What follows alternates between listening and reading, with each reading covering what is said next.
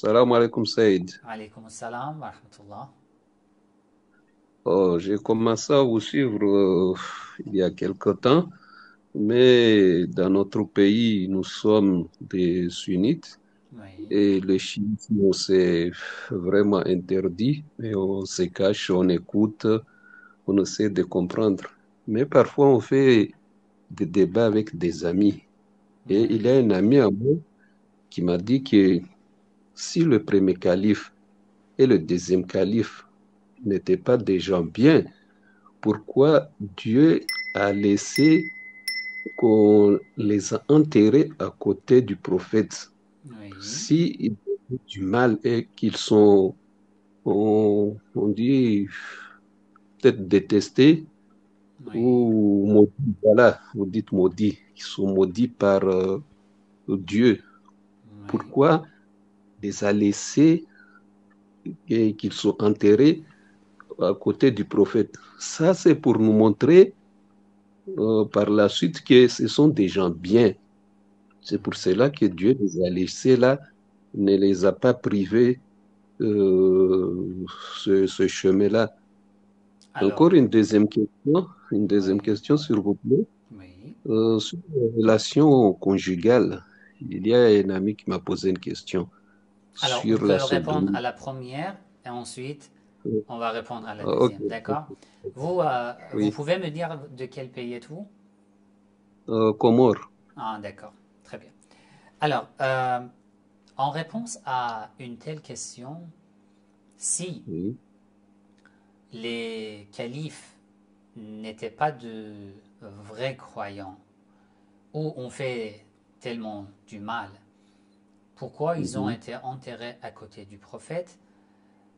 oui, La première question. Une telle oui. question, une telle question de la part de certains frères et sœurs sunnites se Mhm, base sur une argumentation. Ils disent que les, les deux premiers califes ont été enterrés à côté du prophète. Celui mhm, qui a été enterré à côté du prophète est fidèle au prophète. Donc les deux premiers califes sont fidèles. C'est une mhm. argumentation. Oui, oui, Alors, c'est ça. en Mhm, réponse, il faut dire que deuxième passage, on dit deuxième prémisse de cette argumentation. Si une personne a été enterrée à côté du prophète, cela veut dire qu'elle est une personne de bien, une bonne personne. C'est quoi la raison? oui. Ah, là, la raison, ils disent qu'ils étaient de la bonne compagnie, n'ont rien fait du mal à la famille du prophète. Alors, C'est ça, ils se justifient par. est-ce que le prophète a dit que après moi, je vous conseille de d'enterrer ces deux personnes à mes côtés? Bien sûr, le Non, prophète ne l'a pas dit. malheureusement. Un. Oui. Deux. Est-ce que le prophète a dit que si une personne est enterrée à côté d'un prophète, cela veut dire que cette personne est une personne vertueuse? Deuxième question. La réponse? Mhm. Et non. Non. Le prophète ne l'a pas dit. Trois. Est-ce que dans le Coran ou dans la Sunna, nous avons une preuve disant que si quelqu'un a été enterré à côté d'un élu d'Allah, cette personne aussi sera dans le paradis? Nous n'avons pas une telle preuve. Si c'était comme ça, tout le monde essayait de prendre une tombe à côté d'un élu d'Allah. Alors que ça n'a rien à voir. Au juge du jugement dernier, tu seras interrogé d'après ce que tu as fait dans l'ici-bas. Donc, 3. Mhm. Ensuite, quatrième question. Qui a autorisé aux musulmans, aux compagnons, d'enterrer ses compagnons à côté du prophète? Qui a Mhm. autorisé? C'est une question. Là, c'était la maison du prophète. Le prophète, oui. La maison du prophète appartient à qui comme héritage? Fatima. À sa famille. Ses de épouses sa aussi famille. ont une part, mais la part des épouses, nous savons dans le chapitre du fer de l'héritage que c'est euh, une petite part dans l'héritage. Si vous mesurez la tombe de ces deux compagnons, vous voyez que ces deux tombes ont été prises dans le bien du prophète Muhammad sallallahu alayhi wa sallam sans autorisation de sa famille.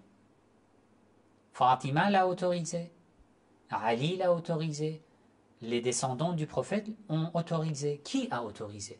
Est-ce que si je meurs, est-ce que je peux écrire dans mon testament, je veux être enterré dans la maison de mon voisin, même s'il n'autorise pas?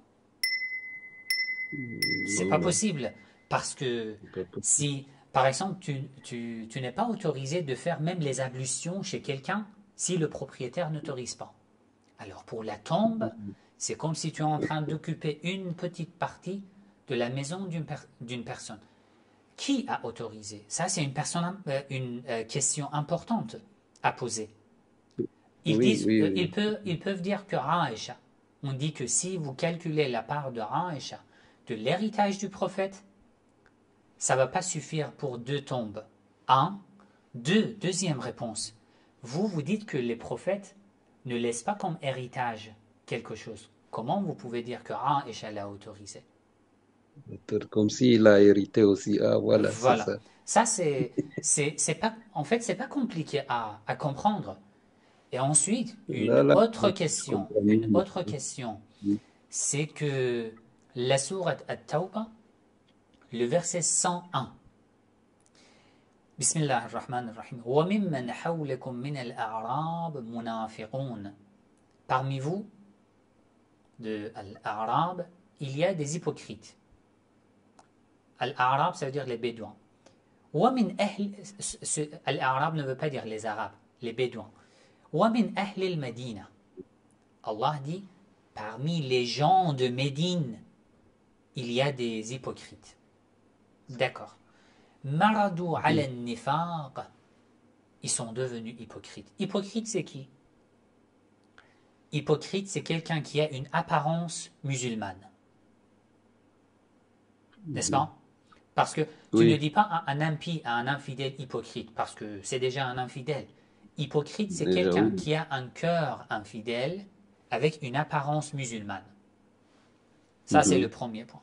Deux, les gens de Médine qui avaient une apparence musulmane fréquentaient le prophète. Fréquentaient ou non? Ils fréquentaient le prophète. D'après la définition des sunnites, une personne qui a fréquenté le prophète Muhammad sallallahu alayhi wa sallam est considérée comme compagnon.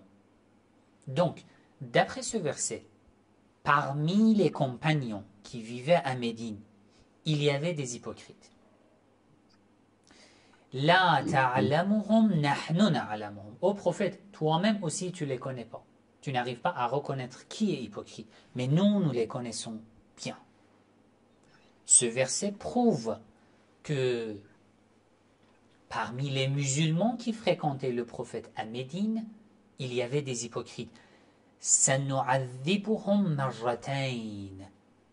Allah dit, nous allons les châtier deux fois. ثم يردون إلى عذاب عظيم. Ensuite, ils auront un châtiment douloureux, un immense châtiment. Voilà.